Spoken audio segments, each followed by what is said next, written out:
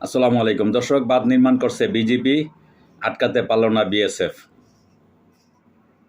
ভারতের সীমান্তরক্ষী বাহিনী বিএসএফ বাধা সৃষ্টি করলেও ফেনী পরশুরাম এলাকায় বাংলাদেশ পানি উন্নয়ন বোর্ড পাউবো বাঁধ সংস্কারের কাজ চালিয়ে যাচ্ছে। স্থানীয় জনগণের অভিযোগ, বিএসএফ বাঁধ নির্মাণে বাধা দেওয়ার পাশাপাশি স্থানীয় বাসিন্দাদের হুমকিও দিয়েছে।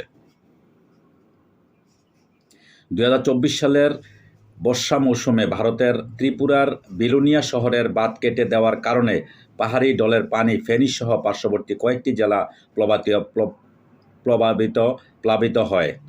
এতে পরশুরাম পৌর এলাকা এবং আশপাশের অঞ্চলে স্মরণকালের সবচেয়ে বেশি ভয়াবহ বন্যা দেখা দেয়।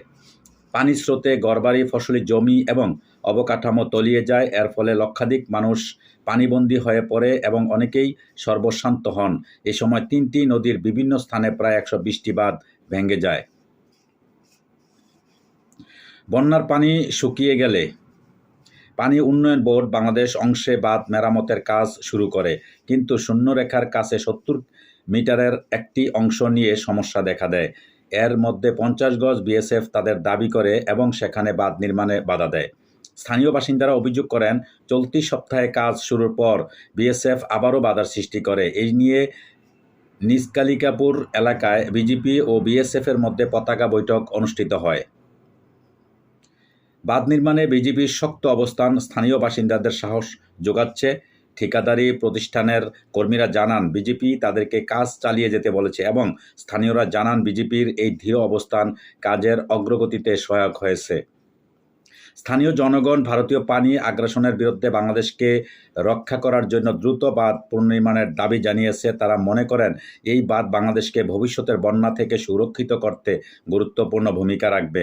দর্শক, আপনারা নিশ্চয়ই জানেন, বাংলাদেশ থেকে যারা এই মুহূর্তে আমাকে দেখছেন, আপনারা নিশ্চয়ই বুঝতে পারছেন যে ভারত বাংলাদেশের যে সীমান্ত, আপনারা দীর্ঘদিন যাবৎ খুবই উত্তেজনার মধ্যে তারা যে কাঁটাতারের বেড়া দিয়েছে, ওইখানে অনেক কিছু তারা নিজের ব্যক্তিগত ঘাড়ের জোরে বা যেভাবেই হোক তারা জোরপূর্বক তারা বল প্রয়োগ করে তারা কাঁটাতারের বেড়া দিয়েছে। অনেক মানুষের ক্ষয়ক্ষতি হয়েছে।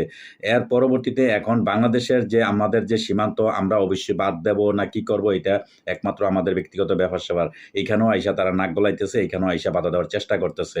তো আশা করি বাংলাদেশের বিজেপি সে থেকে আগের তাদের যে পলিসি আসিল বা আগের যে অবস্থান আছে সেই অবস্থান এখন আর নাই। এখন অবস্থান পরিবর্তন হয়ে গেছে।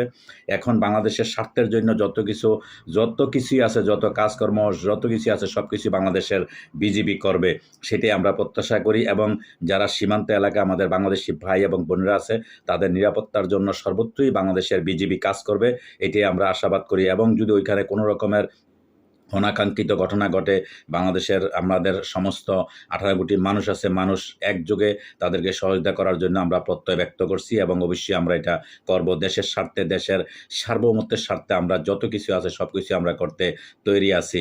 আর ভারত যে আগ্রাসন আমাদের প্রতি আছে, সেই আগ্রাসন থেকে আমরা অবশ্যই মুক্ত পেতে চাই। তাদেরকে আমরা রুখে দাঁড়ানোর জন্য রুখে দিতে চাই। যত কৌশল আছে সব কিছু আমরা গ্রহণ করব বা আমরা সেই কৌশল অবশ্যই আমরা ব্যবস্থা করব। তো যাই হোক দর্শক, আজকে এই পর্যন্তই। ভালো থাকবেন। আল্লাহ হাফেজ।